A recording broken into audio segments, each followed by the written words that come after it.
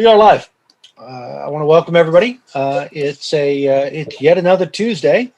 Normally on Tuesdays we do the bench doctor, and he fails to assemble a gun through the course of the following hour. But every once in a while, we've decided that it would be a good idea to diversify things by actually having what we have begun referring to as diversity panels. So tonight we have the African American gun owners experience, and we've assembled four outstanding panelists. Two of which are actually personal friends of mine, and I hope the other two will become one, to walk us through the landmines that are. If you're watching this on YouTube and you're putting comments there, we're not really paying close attention to those. Neither are we paying close attention to the comments on Twitch or Twitter.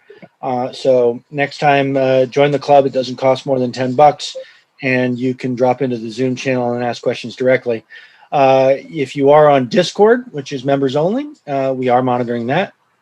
We've got two moderators tonight, Danielle Casey and Kyle, who are paying attention to those channels and collecting questions as we go. I believe we have a number of questions that were collected prior that we'll be able to start off with. I think that covers most of the basics. Again, if you've got questions, drop them into Zoom, drop them into Discord live. We're going to try to keep up with Facebook, but no promises. And sorry, Twitch, Twitter, and YouTube. You're going to get the answers after the fact. So without further ado, I want to turn it over to my good friend Carl Cowan to introduce the rest of our panelists and to, well, frankly, the white guy's going to shut up and give the floor. Thanks, Ed. Always great to talk. Hi, everybody. I'm Carl Cowan. I'm sort of quasi-moderating tonight, as well as participating along with my co-panelists. Brian Robinson, this was sort of his brainchild, and I've gotten the pleasure to interact with him a bit on Facebook, and so it's nice to finally have some FaceTime together. Walter Hurdle, who I've also gotten to interact with a little bit on Facebook, and for our first time interacting really post the chat, so good to see you. And Tony Frank, who my friend also in higher education, who's down there, and actually who apparently also has some IT bones, and that was my background before I got into emergency preparedness, so always great to have some overlap there. I'm going to ask everybody in a minute just to introduce themselves and talk a little bit about their experience before we get into the more Black and African American gun ownership and experiential portion of this. As much as I wanted to call this panel Blacks with Guns, I didn't get to do that. And I also want to just reinforce and note that we're just four people. We'd actually hoped that Sarah Cade was going to be able to join us tonight to get some additional perspective in here. And if she is able to get home in time, she may pop in and will join us too. But we're not historians. We're just four people in four more or less different parts of the country who have some shared experience in terms of what it means to be a gun owner or enthusiast, as someone who identifies as not just a person of color, but Black or African American. And so please feel free to engage with us around those kinds of topics and feel us out for that, just to get a handle on what it's like to be us when we're carrying or engaging in the hobby. So I'll start with Brian. My friend, if you could tell us a little bit about yourself, and if you'd like to start off as well, and I'm going to ask our other panelists the same, your experience with firearms and how you sort of came in to this realm, and then we'll get into some other questions too. Okay, thanks for the intro, Carl. As was said, my name is Brian Robinson. I'm, of course, an LGC member, been so since, I'd say, 2017. I did not grow up around guns. I am from Chicago, where basically the only people who had guns were cops and criminals, and of course the 38 in grandma's nightstand that no one was supposed to know about. So I came into this rather late in my life. I am career military, but I'm in the Air Force and I do space stuff. So they don't let us usually tell us such things to go bang. I sit in a dark room looking at screens during all hours of the day and night. So, and guarded by teenagers with guns outside the blast door.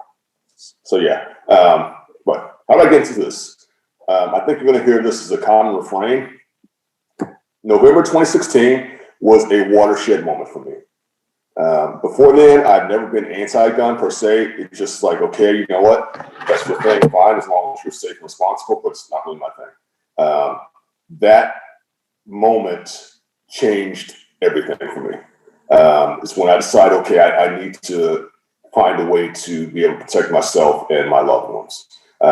Furthermore, it really solidified a little under a year later at the August 2017 Unite the Right rally here in Charlottesville, Virginia. So that's when, okay, I really need to get into this.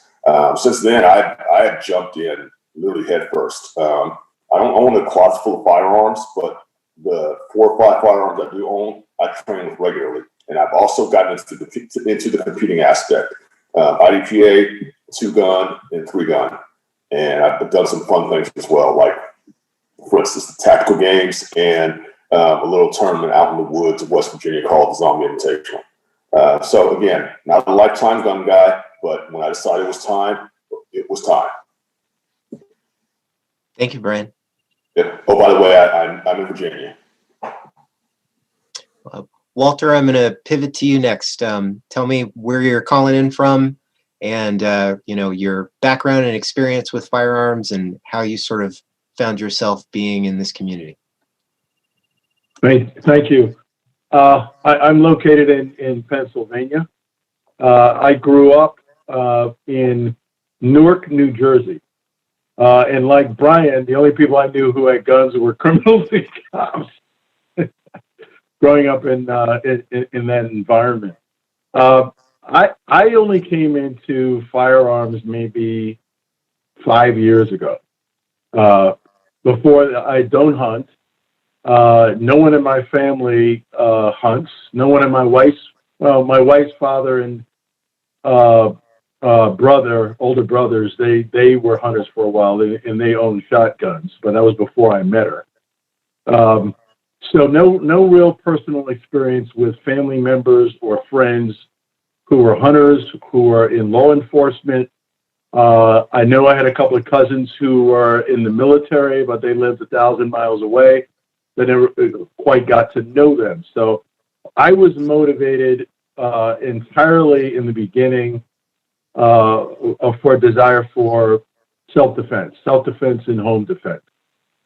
So that really accelerated, I think, to Brian's point, with the campaign and the election of Donald Trump. And that's when I kind of went full bore. That's when I started taking training classes, both at outdoor ranges, indoor ranges, with different types of weapons, everything from not only semi-auto handguns, but also AR-15s, fully automatic machine guns. And one day I shot 6 fully automatic machine guns, including some of those that were, you loaded up the ammunition with one of those long belts, like I say, like in the movies. And that was an amazing experience. So that's kind of why I got into it. I've never been, I was never very curious about firearms, because the way I grew up and where I grew up, I knew a couple of people I went to school with who were killed with firearms, who were shot and killed at 17. So, but times changed. And as an African American, as I read about so many things happening to other African Americans, whether it's with the police or whether it's with white supremacists, white nationalists, I said I have to do something to defend myself. And I did start to read a little more about the history of gun ownership in the U.S. And I did not know until a couple of years ago that the Second Amendment really was not created for everyone.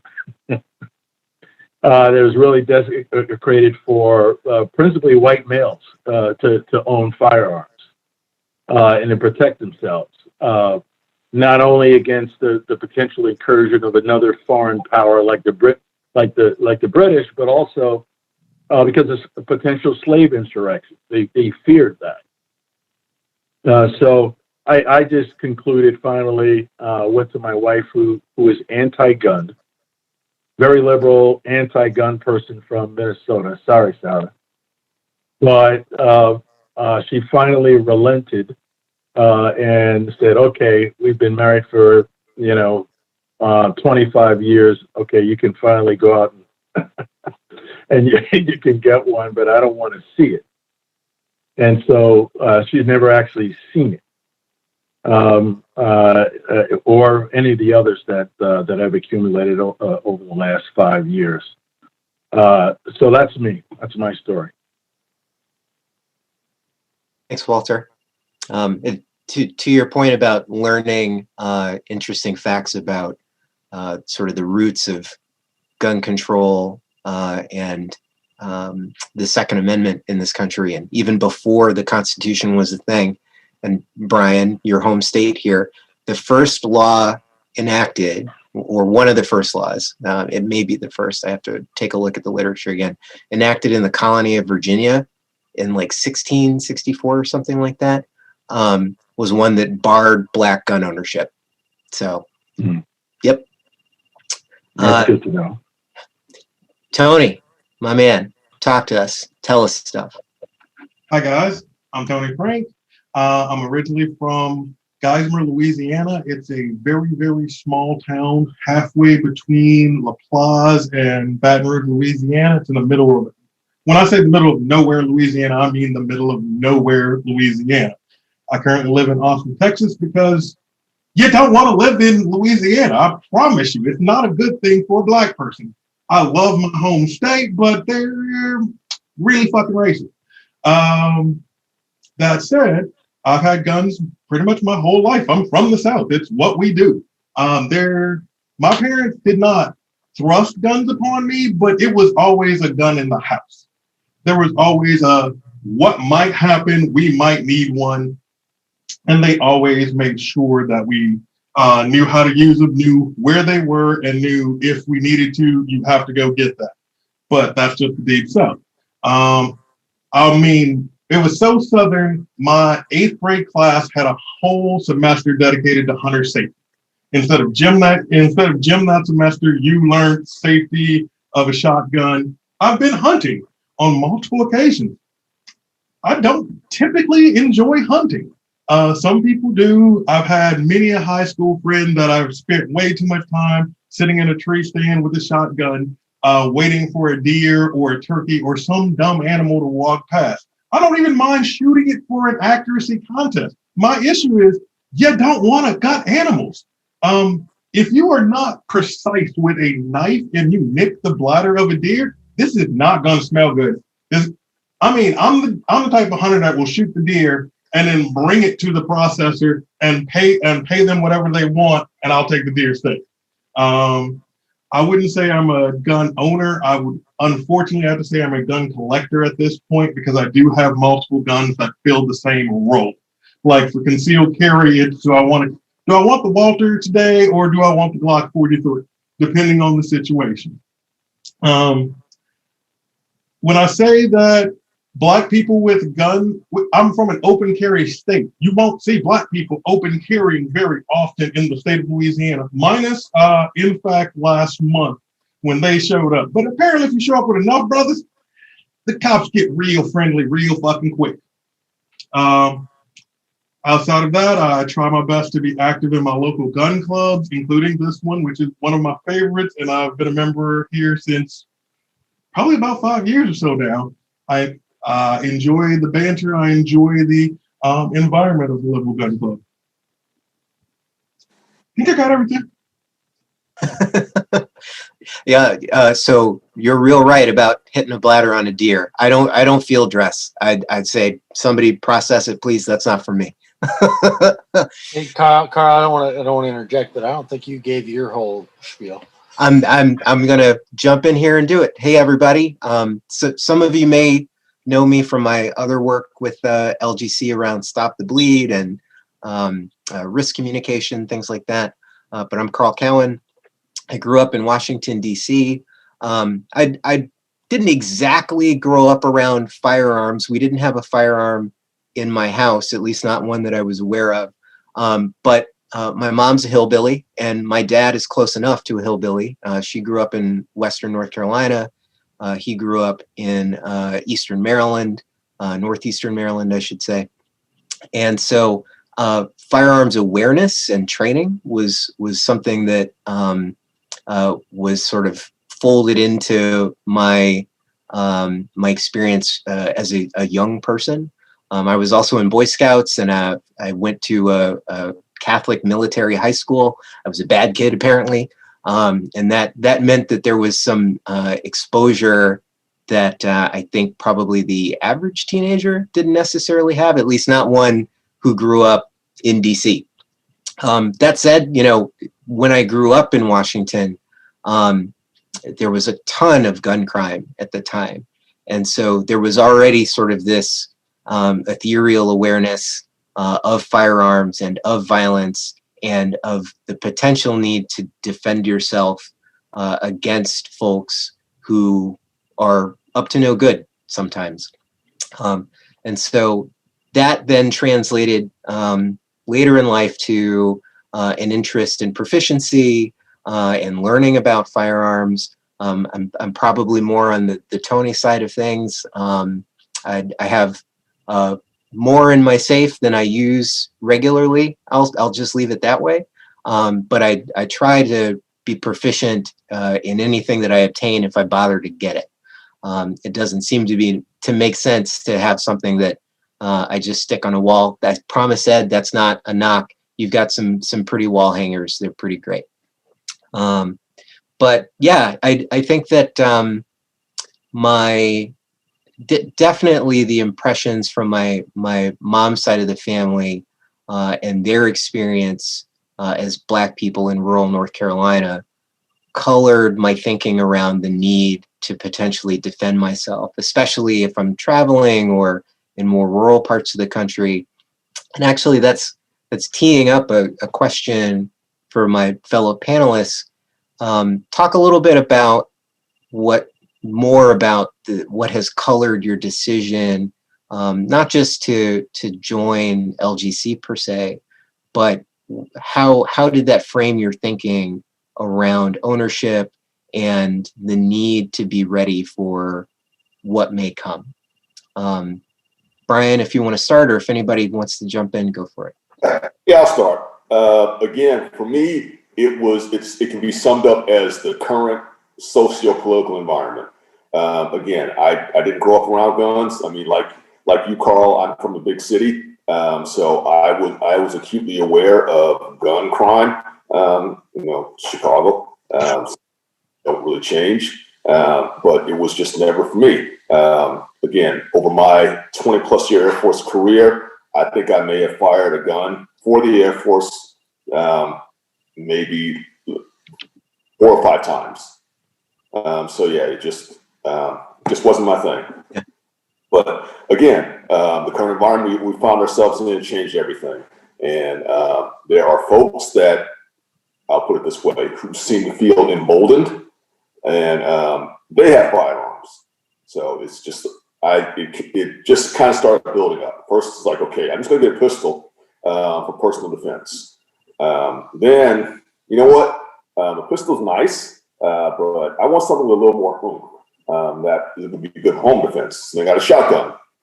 And then Charlottesville happened. I saw all these people, these very fine people carrying AR-15 style rifles.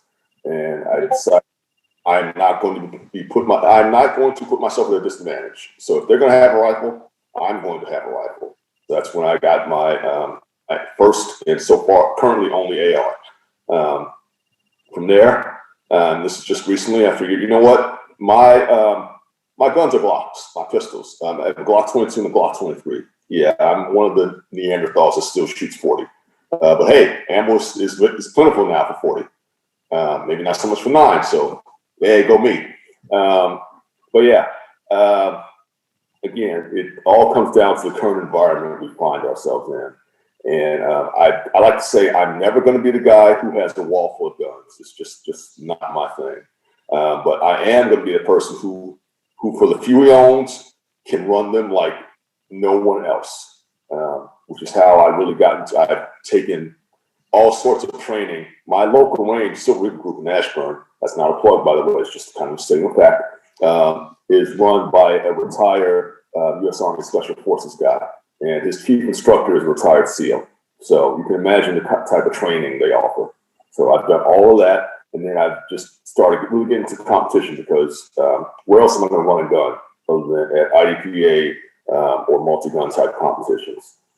So again, current socio-political environment, not the guy who's going to have a wall full of guns, but the ones I do have, I will learn them as well as I know myself. So that's kind of my spiel. One of the things you said, Brian, really resonated with me too. You've got it, and so I should too. You know, where I grew up, the only people who bothered to get their permitting were people who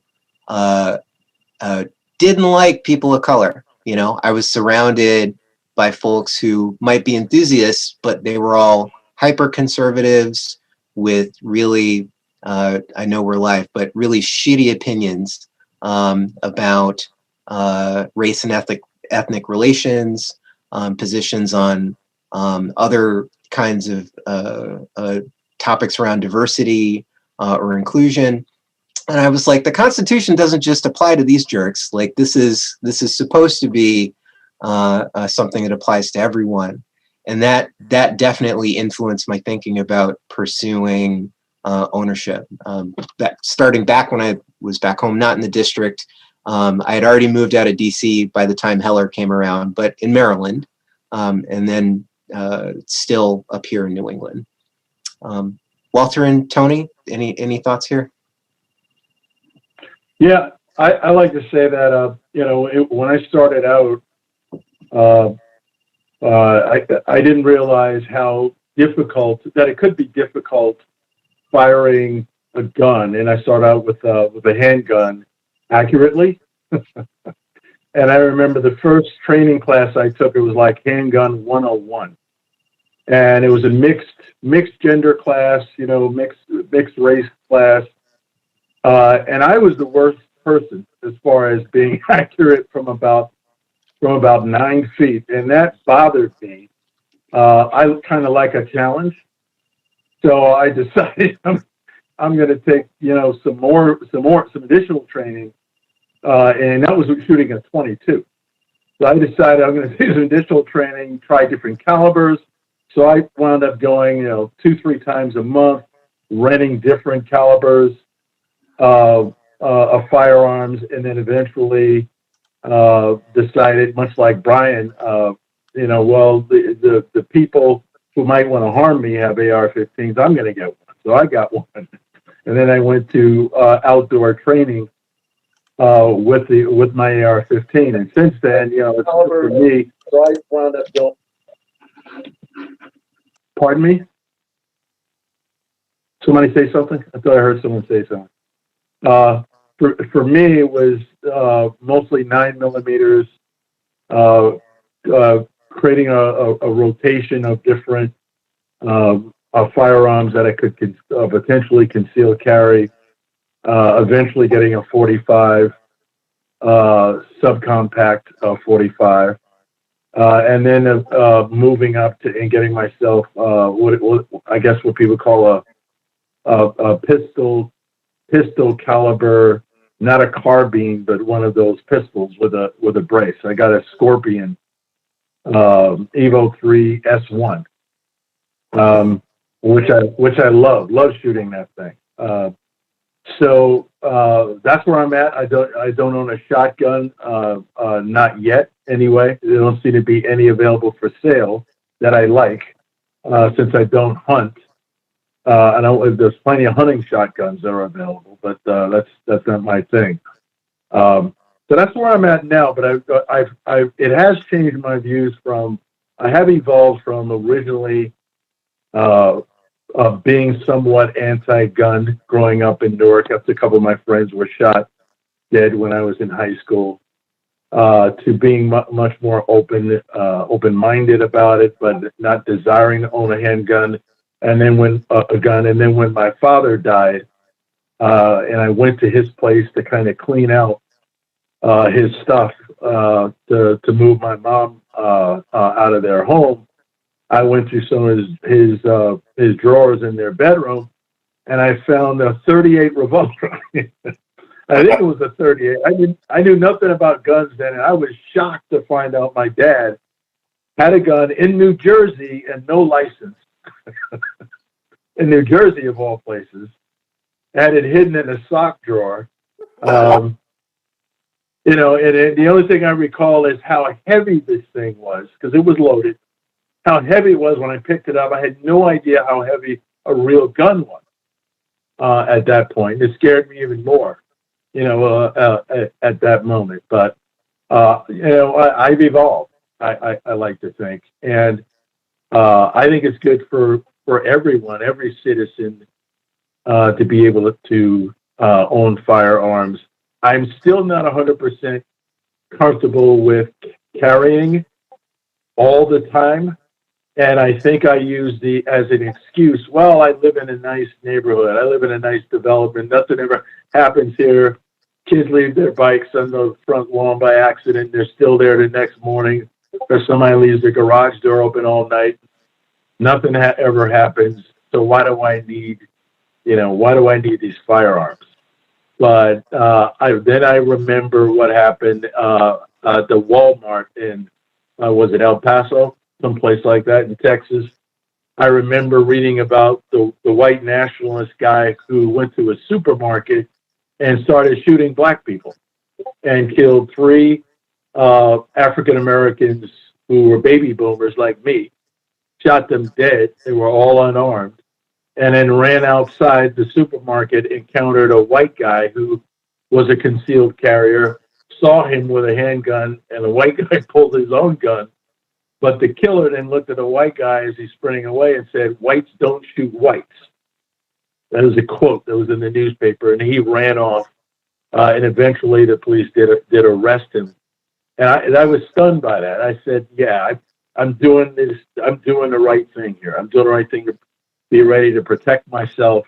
And I need to become more comfortable with the idea of carrying in more places that I go out, when I go out. Walter, I had the same experience when I first got my first 2 CCWs. I wasn't comfortable carrying until I had done multiple courses, and I had carried a gun before, but it wasn't something that was comfortable for me until I felt like I had engaged in the work. And I've heard that from other Black people. Like I feel like we, like so many other areas of living where we're held to a higher standard, and so you apply that in the work that you're doing. I didn't feel like this was a thing that I wanted to do unless I was positive I was going to do the damn thing if I had to. But yep, there you go. So that is not a unique feeling for you, my friend. Tony? So for me, like I said, I've had guns in the house the entire life. The time that I actually went, I need a gun of my personal own, was 2 weeks before Hurricane Katrina. And I actually borrowed a gun from my friend Peter, who handed me an IWI 380 Micro Desert Eagle. When I say this was a garbage ass fucking gun that you should throw at a motherfucker, they ever hand this to you, you might get the first shot off. So of course, I get the gun, I check it, making sure that I have all my safeties done. So I go out to the back, looking around, don't see anybody, take a couple shots with it. Yeah, it's good for 1 of 3. Like you pull the trigger 3 times. One time a bullet spouted out of that motherfucker. So I'm riding through all of Katrina with this junk garbage ass gun. Which I know Peter's listening to this video and will call hating on me about this one, but that's just what it was. And after that, I went, you know what? No, I'm going to get my own. Now, I may have overshot. Again, the next thing that I get my hands on is FN57, which, oh my God. Then you find out how expensive bullets work. Like, that was an over purchase for where I was at in the gun industry. And as my mom has always been in the healthcare profession, and my dad will drill you on the whole, everything has to be done perfectly. When I say a man believes in Black excellence, it may take it to a bit too far. So, of course, I'm like, all right, if you have a gun, you need to, and I explain this to people all the time, if you have more than one gun, get a safe. If you have a gun, train with it. At least go once a year to a training class. You don't even have to be too into the training class. They're only $35 an hour. Once a year, go to the training class on carbine or pistols. Bullshit with the instructor. Let him help you out with your form, your reaction time. You will always learn something. And I say go and do one medical class a year. I fit into the group of people you would call a prepper because in Louisiana, and it's getting more and more. The saying used to be every 5 years the world's going to try to kill you, so you best be prepared to deal with it. Well, unfortunately, with Zeta heading our way at this moment in time, they're on their 8th storm of the year. One of the other reasons I don't any longer live in the state of Louisiana. That's all I got. That's when I knew that I need. Katrina would be the best example of when I knew I needed a gun. And once you know you need a gun, you need to train with said gun. For sure. So in addition to LGC, do any of you belong to other affinity groups or clubs?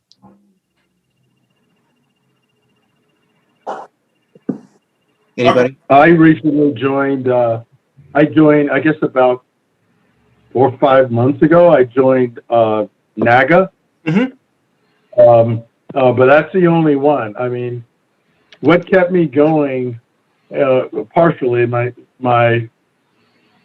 desire to become more proficient with firearms and own them was discovering the liberal gun club. I had no idea that they were liberals out there who own firearms, and I sort of stumbled on it by accident, and then through the liberal gun club, and I discovered there are other organizations that are out there, and when I heard about NAGA, I went to their website. I said, "Oh wow, there's a whole bunch of people look like me. They own firearms. This is awesome." From all walks of life and whatnot. So that's the only other organization for me. I had a similar experience the first time I encountered NAGA. I'm not a member, but am looking at joining up here in New England. I used to drive out to West Virginia to my friend's property to shoot and practice because trying to go to a range in Maryland was terrifying. I was like, here are a bunch of whites that think I'm not a person. And we all have guns in here. This is wild. And LGC was a breath of fresh air. It's been a few years that I've been a member. And it was another sort of moment of like, oh, okay, it's okay to do this, and I can actually feel safe engaging in not just the training, but the community around learning and ownership.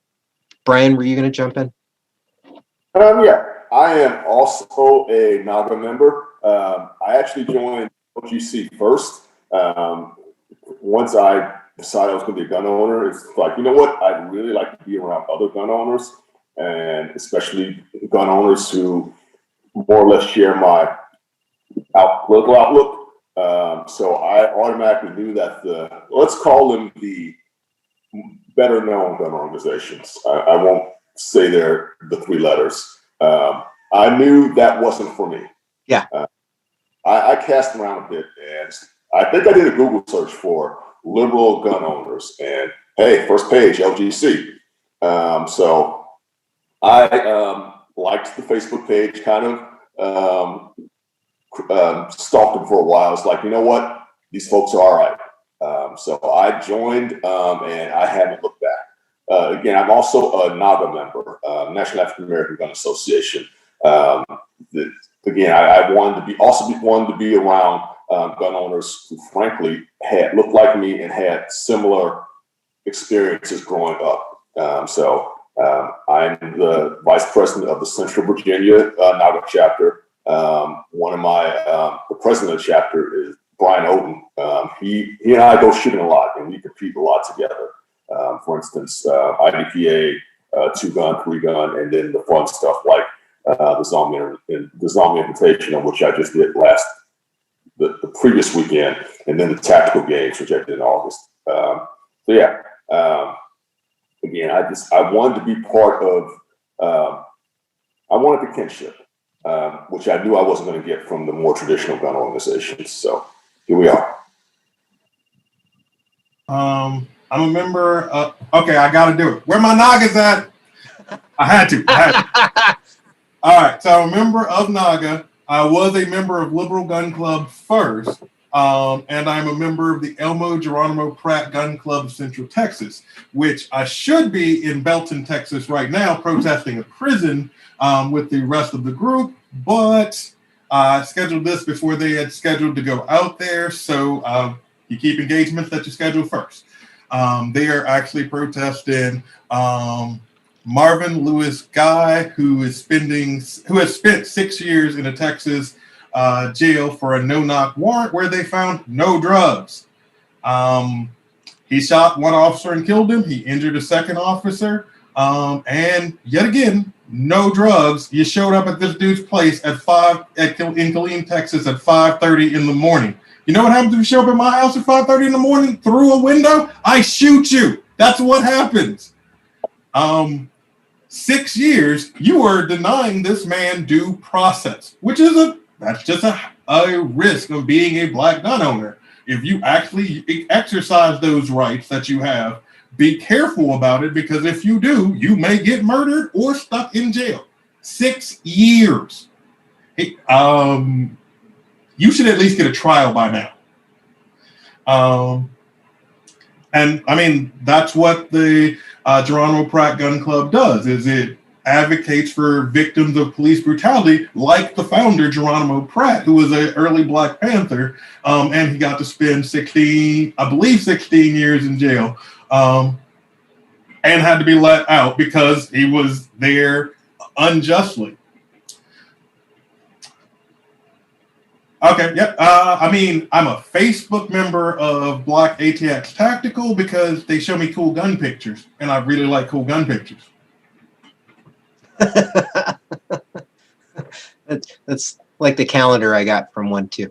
I also have provided, in addition to being a member of LGC, I've also provided some material support to Armed Equality before, and I've also provided some training support to a few DSA-aligned organizations, and have talked to folks with Redneck Revolt. I do find that it's helpful to engage other advocacy organizations around concerns that are specific to us, and making sure that, you know, while we're all sort of doing this work in relation to 2A, that there is understanding of the sort of overlapping but sometimes divergent considerations across our different groups. And it's been enlightening to get in touch with some other folks too.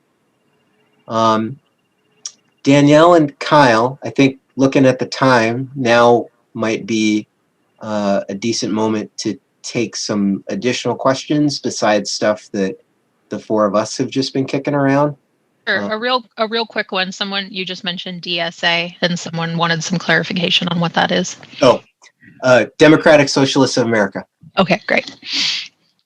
I have a couple questions here. It was mentioned at the beginning that if enough people show up with guns, the police get friendly really quickly. If this happened on a more regular basis in more areas, than it's currently happening, what impacts would you foresee? Would it become a little more normalized that people are carrying guns and we have to be careful with that, or do you think it would cause more violence? But I know that was Brian. I believe it was you who made the comment. I will say that there's a huge difference between New England and the rest of the country.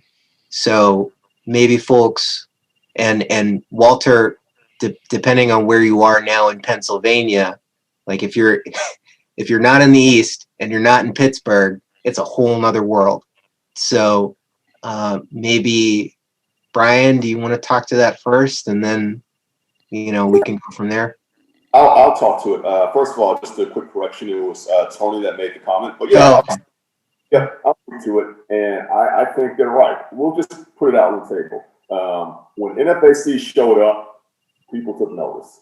And the cops and everybody else, they did get a lot more friendly, a lot more cooperative. So in response to the question, I think, yes, when we show up in numbers like that, it becomes more normalized. Instead of just the onesies, twosies, well, that's just a black guy with a gun. He must be up to no good. When we come in, when NFAC, Huey P. Newton Gun Club, other organizations like that, which honestly are not without their problems, but they have an impact. And I think by and large that impact is positive. If no other reason than that, this shows us, hey, you can be African American, you can be a gun owner, and this is your right. The Second Amendment was not meant for us, was not originally meant for us, but damn it, it's ours now. And we need to embrace it, especially nowadays. So yeah, I'm not a huge fan of open carry per se.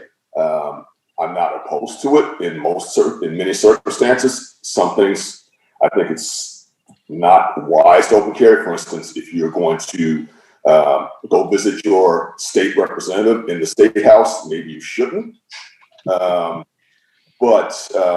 Yeah, I think having displays like that helps to normalize it, especially among the Black community, when we may have grown up, not especially for us urban Black folks who didn't grow up comfortable with guns.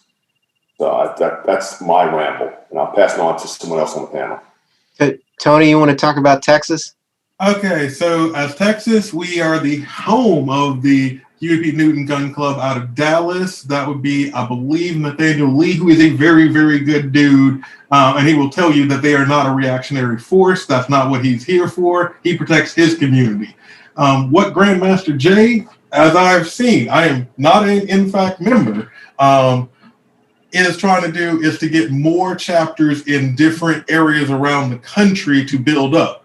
Now, being that I don't agree with, we're going to go with 30 to 40% of their views, I don't join that organization. The reason I joined the Elmer Pratt Gun Club is because they are allied with the Fred Hampton and the Huey P. Newton Gun Club, and I agree with most of the views that they push forward. There's no organization that I will agree with 100% of the views of in any way, shape, or form. But once you bring firearms into this, I need to agree with 90% of where you're going here, because we might be going to jail.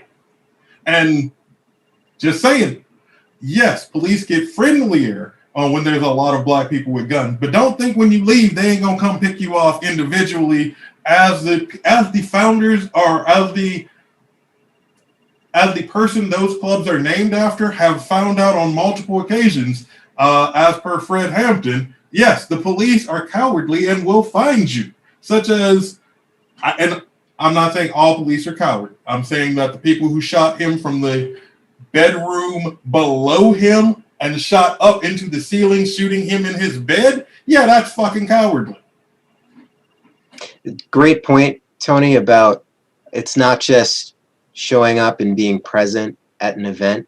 It's what's your plan and how are you getting home after the event.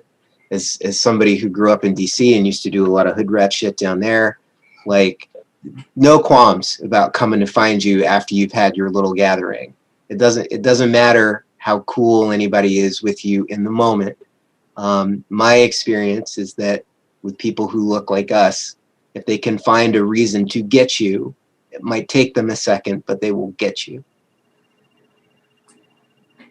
Yeah, I'd have to say that as a black man, I would never go out and open carry, not by myself, not with only one or two other people. I'd have to be in a group of about 100, to Brian's point, before I would. And that's when the police, I do think police, will simply evaluate the situation and decide to be a little more circumspect.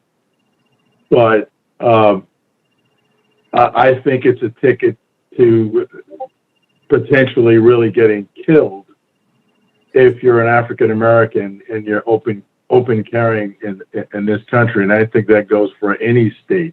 That's just my opinion. Any state where open carry is allowed. I think it is allowed in Pennsylvania, where I live, except in certain, I guess, municipalities, perhaps. But I would absolutely would never do it. I think it's scary enough, frankly, concealed carrying. I mean, look what happened to Philando Castile. In having a license to carry, and some law enforcement officer panics for whatever reason. They get jumpy around black guys. I don't know why. It's scary enough concealed carrying as an African American. I'd like to add to Walter's point.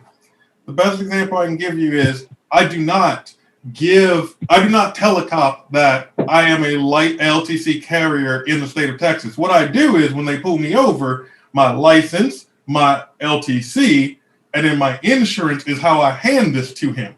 When I do this, he will see my license, he will go to the LTC, and I swear to you, too many have dropped my license because their hand instinctively goes to their gun. The best example I can give you is when I had a Jeep. I had an actual safe built under the seat of the Jeep that you could hit with a key and it would pop out your gun. The cop asked me, and I still can't get past this to this day, "Can you hand me your weapon, sir?" And I'm just sitting there like, nope. That's a trap. What I can do is I can step out of this vehicle. I can move to the back of this vehicle. You can handcuff me right there. I don't give a fuck. Go get here's the key. You get the gun out. So we go through this. I get out the vehicle, walk to the back. He handcuffs me to the fucking back door knob of a Jeep, goes to my safe, pulls my key out, undoes the safe, pulls the gun out, which at the time was a Walter PPK. And then first he's shocked. Now he's playing with my fucking gun. And when I say I'm not happy about this, why are you racking my... Fine. So he takes the gun to his car because he's running the numbers for my gun because it's a nice gun and it's a little too nice for me, which I'm just like, why would I? No. He runs the numbers on the gun, finds out that it's a legal gun, that I am an actual LTC carrier because he actually ran the card for that one to make sure.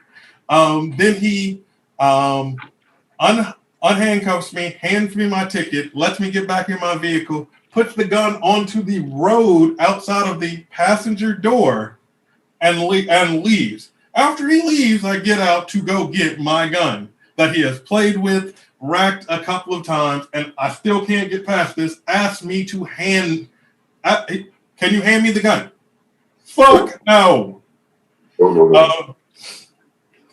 Which I get that it is a cop's right in Texas, if they stop you, that they can request to secure your weapon for their safety. I get that. I have no problem with it, but I'm not reaching for a fucking gun in front of a cop in the state of Texas. Shit, I'm not doing it. If we ain't in Canada, I ain't doing it.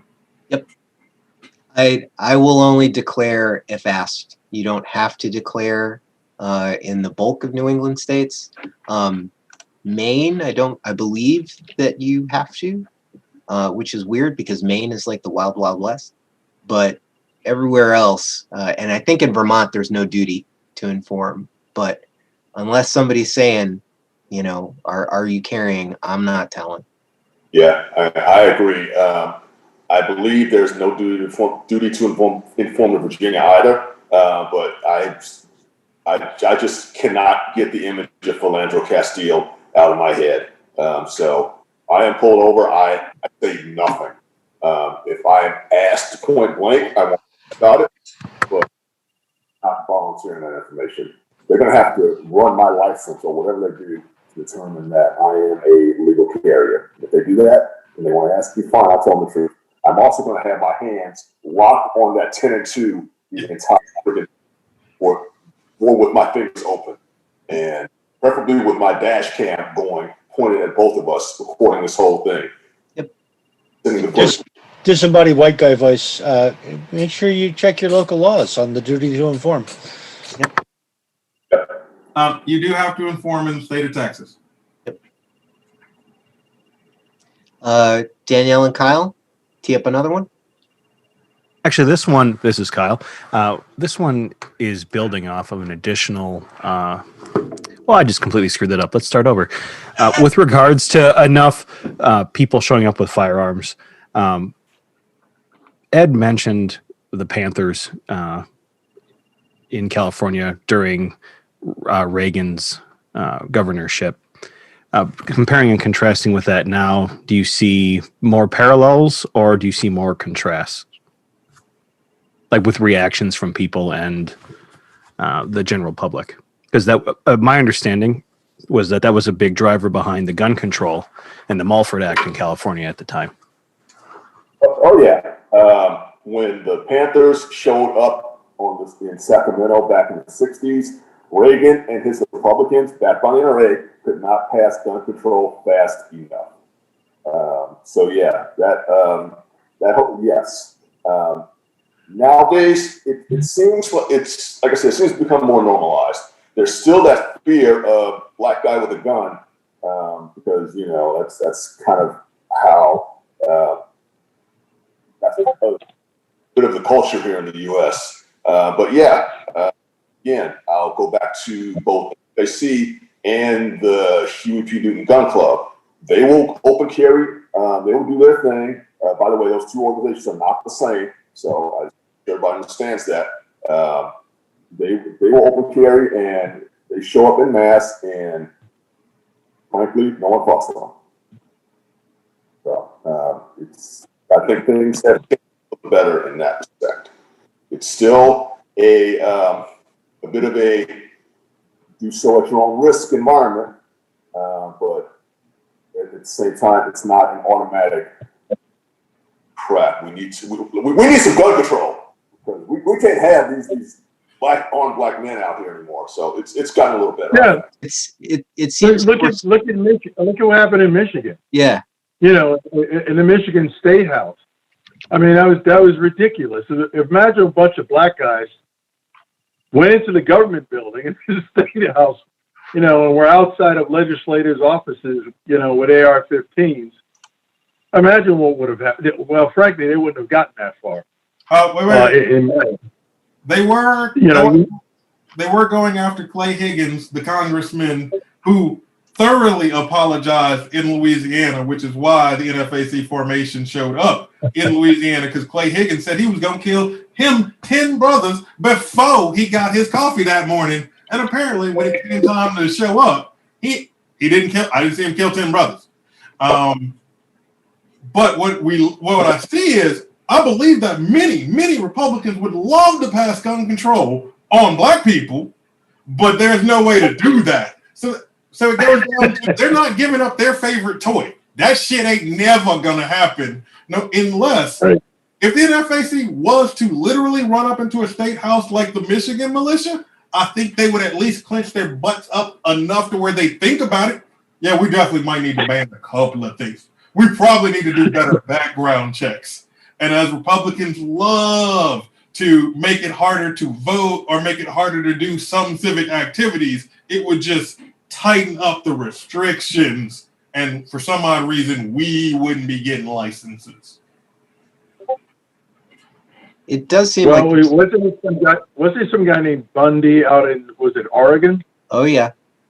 Where a whole bunch of white guys with guns, some were up on a bridge, acting like they were snipers and aiming their weapons at law enforcement. The Bundy Ranch. You know, I can't imagine what would happen if that was a group of African Americans pointing their rifles from a bridge, you know, aiming them at white law enforcement officers, what they would do.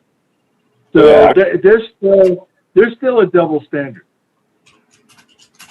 I will point out, I do believe he did concede that now, first of all, he's a douchebag, but I believe that he conceded that recently as well, which blew my mind. I was like, oh, okay, you're still crazy, but I appreciate that that would have looked a little bit differently if that was us up there.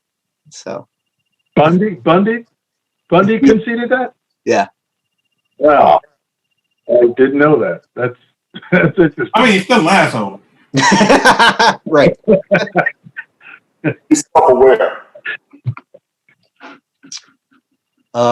We'll take another one. We've got a couple of minutes still. Okay, I was gonna ask if you guys wanted to go a little long or not. Okay. Sure. Okay. So those of us that are white or just not African American, what can we do to help our non-white friends? You know, what can we do to make this hobby, this sport, like a regular carry type situation? What can we do to make things easier for you?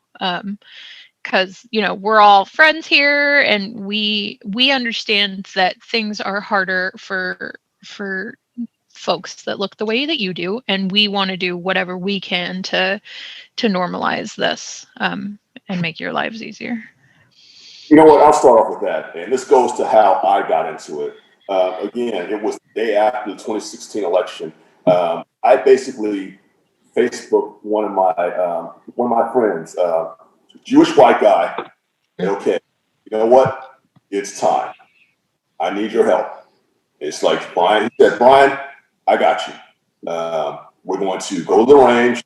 We're going to test out a few things, and the week after that, we're going to go to a local gun show that was coming to town, and we're going to get you taken care of. And from there, he basically opened the door for me to gun ownership and do that world. So I would say just put aside any kind of stereotypes or preconceived notions you may have, and just be welcoming. We are just as American as you are.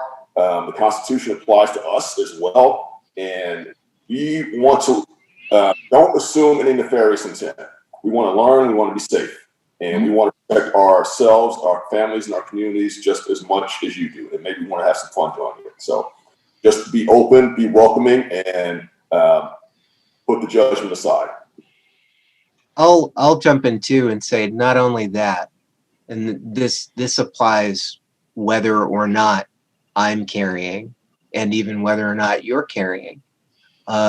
Don't do some dumb shit that's going to get the cops called that puts me in a greater degree of danger than you will ever be in. Yeah. That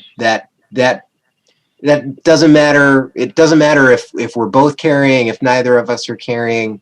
Please be cognizant for anybody that does not identify as a person of color, the inherent danger that we will be in are if the authorities are involved in anything unnecessarily, and even necessarily potentially. And this is coming from somebody who works in public safety, who spends a great deal of time interacting with law enforcement and other folks within the first response world. I have no ill will or ill intent towards my partners in public safety, but with that said, I'm not a fucking idiot. And I appreciate that no matter how safe it might seem, it's always less safe for me if law enforcement's involved.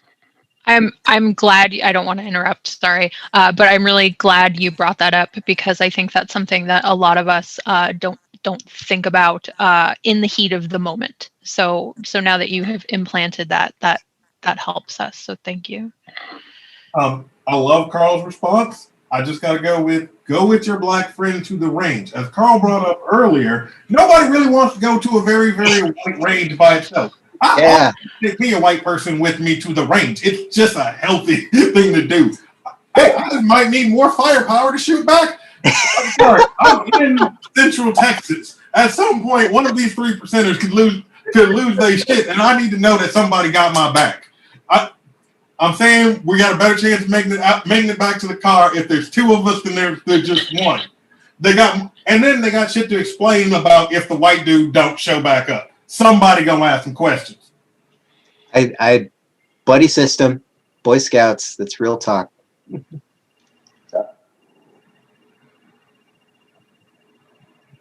Just to play off of that as a little bit of a continuation, there was one also, and I think we hinted at some of these, but maybe anything else. What do we need to know or understand that as a whole we don't in regards to black gun ownership? Anything else more than what you just said?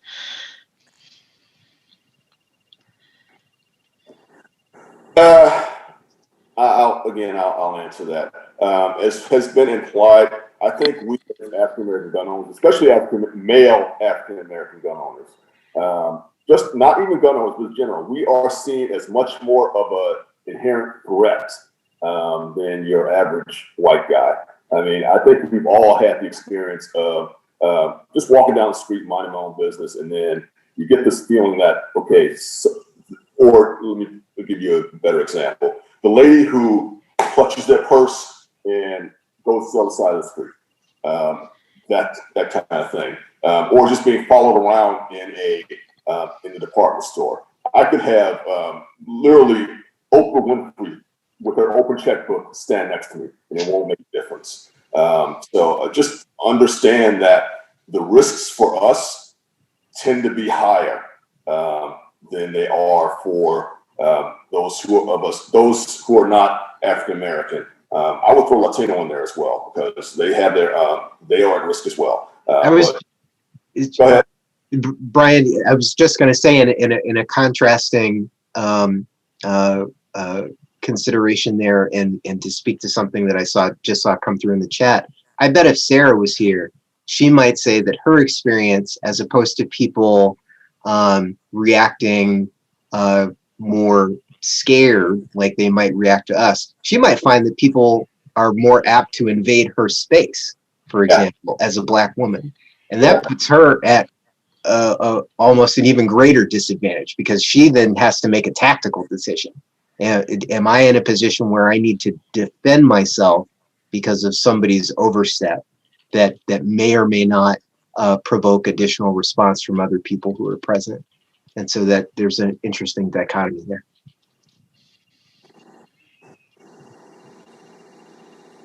Great. I'll go on to the next one. Any advice for a black millennial in the DC, Maryland, Virginia area who's new to firearms? Can they call you up or something? Sure. Please. If you are, for instance, if you're on the,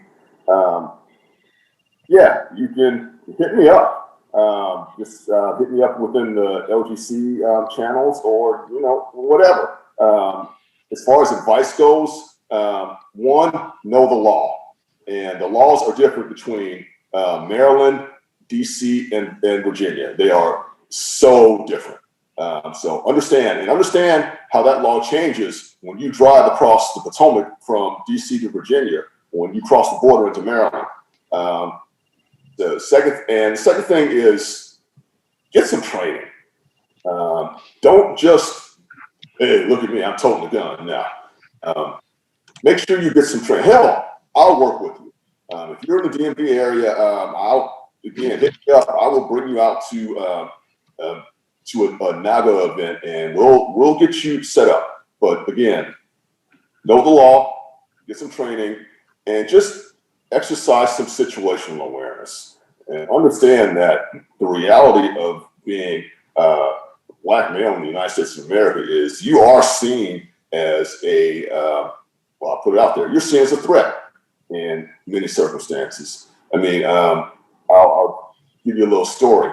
I was taking a legal seminar down in Fredericksburg, sponsored by U.S. Law Shield, and the instructor was going over some scenarios on when you can reasonably argue fear for your life. I point blank asked, how would that apply to me versus little old white lady? And I was told straight up, she has a lower threshold, a much lower threshold than you when it comes to that standard. That is standard. So just be aware of the world you're operating in and act accordingly. Yeah, I have 3 children who are millennials, and my 2 daughters, I got both of them into a class because you never know. And even though this is a few years ago, and even though now they have their own apartments, you know, they're finally got away from supporting them, but they are now much more aware of the usefulness of firearms if they ever have to use them. And as females who are living alone, the whole issue of self-protection, I just thought it was a good idea to do that. So I echo what Brian said, get training. Before you buy a firearm and decide to own one and get a license to carry, it's really, really important to get training. That avoids, that can save your life.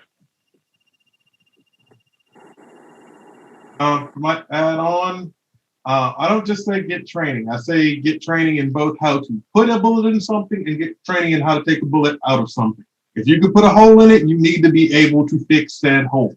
I carry a med pack just as I carry a gun because I can't guarantee that I won't need to get this hole out of me or get this hole out of something else.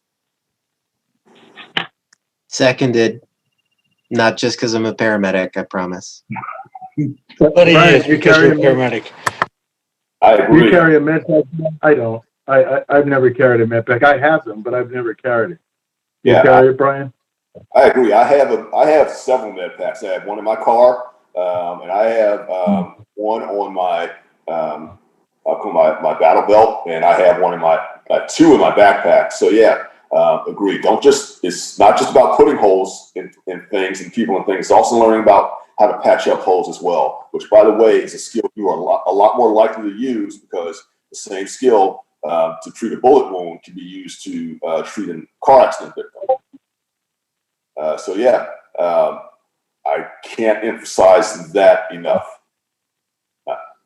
One of the surprising things that I learned taking one of those classes, I had no idea that you couldn't do like in the movies when they put on a tourniquet.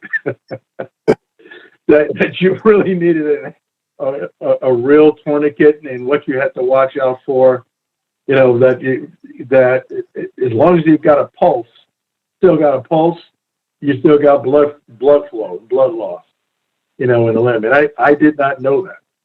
So, and had no idea how to put on a real tourniquet. I thought I could just, you know, roll up a shirt or something and tie a good knot in it. But that was so helpful to me. It just opened my eyes and disabused me, you know, of all the fictitious stuff we've all probably seen in the movies.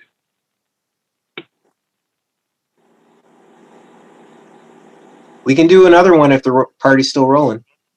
At this point, I think it'd be great to point out that the LGC offers training in multiple parts throughout the country, from anything from familiarization to stop the bleed courses digitally. So please reach out to the Liberal Gun Club at your earliest convenience. Yeah, we have gotten a lot. Yeah, we have gotten a lot of questions about, you know, what do I do now? And that's why I've been typing in the chat that get together with your friends, meet your local club members, go shooting. Exactly what Kyle just said. I do want to address one question. Do you think that the environment would be different for you? The question was under a Democratic administration, but my question is, would it be different under a non-Trump administration?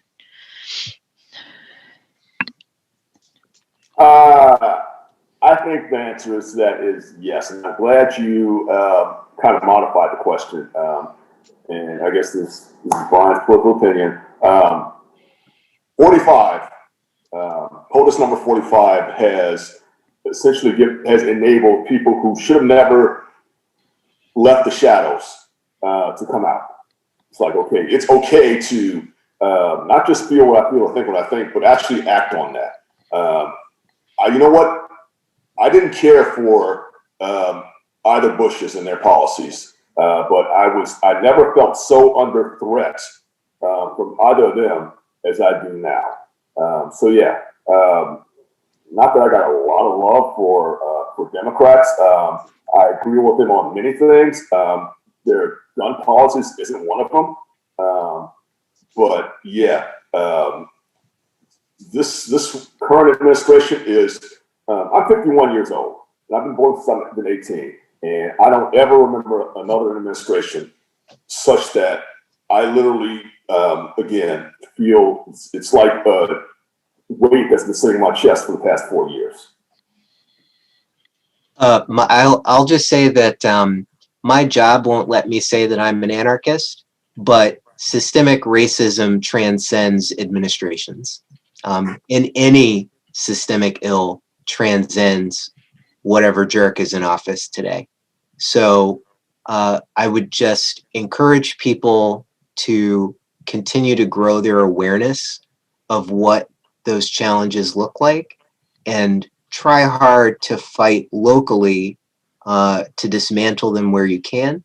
I'm not saying, go to your mayor's office and sit on their desk and, set it on fire, but I am saying do the community work and understand the challenges that people in your community that maybe don't look like you face, and get a better understanding of how you can be an ally. Because there are, for sure, 45 in this administration has been catastrophic. We're here at the precipice of undoing decades of progress in terms of leftist or left adjacent policy, but I think that there's still plenty of bad shit that happened while Obama was in office. For example, there's plenty of bad shit that happened while Clinton was in office. So it is sadly, and this is not a knock on who asked the question. It's just it's short-sighted to approach any systemic problem in terms of who's in office today. I have two aspects of it. One, as a black gun owner who was here before Trump in this space, Trump has brought me a lot of friends. I hate to think about it, but I was out in this weird place where I had to deal with Republicans, 3%ers, black Republicans in the gun. This is what I got for gun groups. And when I say Trump brought me a fucking shit ton of allies of, oh, look, there's actual normal fucking people here. Because when you would have seen the dudes I had to deal with before Trump, like, there's just certain things you just have to let go. Like, okay, it's a black Republican. I just got to let that portion go. And second, I got to quote the words of Huey Freeman. A fake progressive is better than a real fascist every day.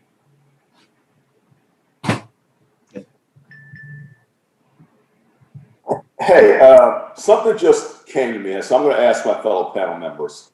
How open are you all with your gun ownership? For instance, ever since 2016, I am completely open kimono with mine.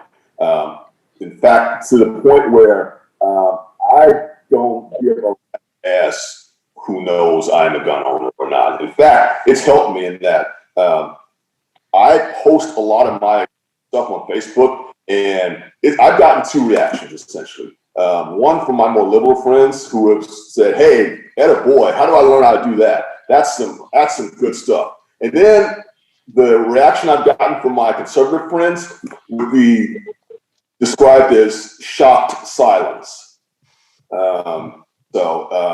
Anybody else? One, are you secretive about it? Well, you're not going to be too secretive about it, given that this is going out on YouTube. Are you? How old are you about being gun owners? And what kind of a reaction have you all gotten from friends, acquaintances, family members? How is that received? I've had white liberal colleagues recoil at the very mention of guns. They want to move away from me physically. So, and that was kind of a test for me.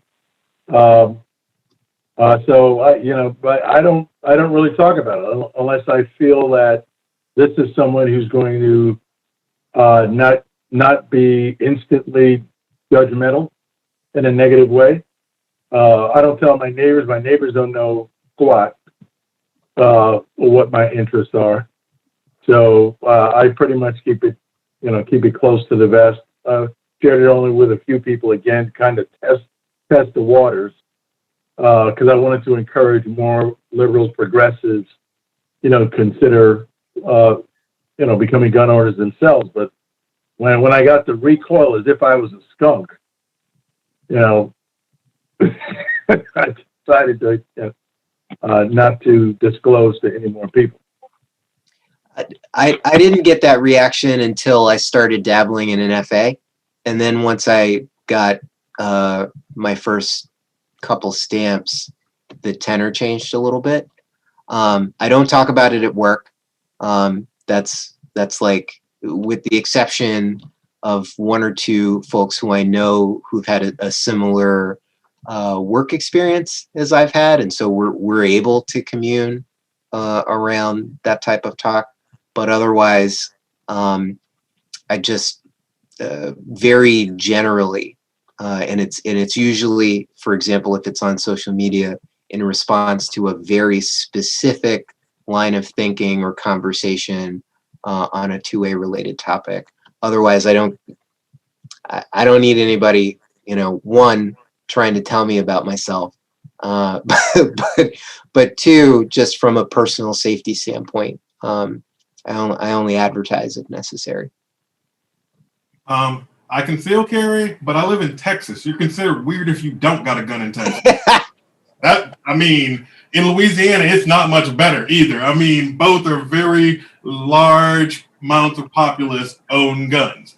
And black people still in those areas aren't trying to open carry and aren't trying to show you. But yeah, just about everybody in Louisiana, Texas, Mississippi, every other house has a gun. And when we hit a couple areas, every house has a gun. We're already at 8:50. And we Right, went the last 10 minutes. Go ahead, Ed. I was going to say I want to close with a real spoiler here. Lots of times, folks get into arguments online about what is and what is not. I would like to ask you, gentlemen, each, to define racism, because when I have a couple of white guys argue about it, their definitions don't matter. Oh, you get to go first, I think. Oh, no way. We're handing you the live bomb to start with. Listen, somebody wants, actually, no, fuck it, Tony. That's easy. Racism is disadvantaging someone societally or personally because of the race that they belong to. It happens to lots and lots of people, and then not just racism. Women get mistreated for sexism. Gay and transgender people get mistreated just because they're homophobes in this world. It just happens that black people have been fucked over for a hot minute now. And at this point in the game, I don't know if that's a horrible thing, because at this point, I've never seen the black gun community this big. I've never seen so many people in the black community training other people how to shoot. Now, granted, the reason that this came about is fucking horrid, but we here, and I'm quite happy to take y'all out to the range. Let's go shooting and let's get better at this. And then let's be able to stand when oh, there's an injustice. Okay, fine. We actually have a reactionary force that we're going to send there to have some talks with some people, which is what it seems that if we keep getting more of this bullshit, more people will get fed up, more people will pick up guns, more people will politely say, okay, now what? To feed off of what Tony said, not just the active disparaging or oppression of someone based on their physical characteristics, their race, racial identity, stuff like that. People tend to think about that as it being an active process, but the vast majority of racism is a covert, not in front of your face thing unless you're walking down the street in Louisiana. Yeah, you can come to Louisiana. I can show you. Right. Let us walk through Centerville, Mississippi. We will be arrested within the first 10 steps. We can go out to Western Massachusetts and we can do the same thing. But oh yeah. Once you get past Worcester, man, it's wild up here. But I think many people forget that the physical manifestation of racism is just a part of it, which is why understanding anti-racism is so important, and confronting those invisible structures that exist and promote that kind of oppression. The way I would define it for me is, I think about the things that the 1964 Civil Rights Act was intended to defeat. And I think about the Voting Rights Act and its purpose, why it was needed. I think about the Supreme Court decision, like Brown versus Board of Education, like Loving versus Virginia. I think about the fact that I don't have, as a black person, the same privileges that my white countrymen seem to have, whether it's not being followed around in a store, whether it's wanting to buy a house in a certain neighborhood or rent an apartment in a certain neighborhood. I just think about those things that people are able to exclude a person from for no reason other than the color of their skin, other than their race. That to me is racism. Some lone person calling me the N-word, that's to me that's the individual's character flaw. Like I could be 3'7" and they could call me the M-word, for example. So. There are people who do cruel things or say cruel things. That to me is, maybe you can call that, I don't know, prejudice or something, or bias. But racism to me is stopping things that prevent me from having the exact same access and opportunities to make a decision as an American citizen, decision for my life as an American citizen, as anyone else. That's how I see racism.